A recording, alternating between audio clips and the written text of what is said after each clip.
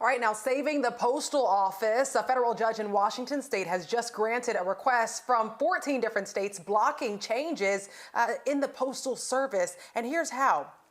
It was feared those changes could disrupt voting by mail. One of the changes included a leave behind policy where trucks were leaving postal facilities on time, regardless of whether there was more mail to load. Some of that mail could include ballots. Now, Liza Lucas joins us right now with more. And Liza, this federal judge calling this move a politically motivated attack. His words.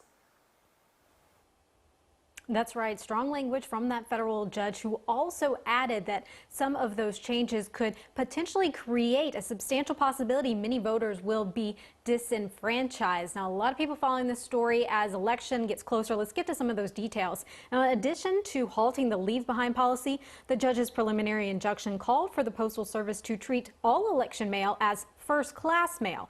The judge also said the Postal Service should reinstall any mail processing machines needed to ensure the prompt handling of election mail.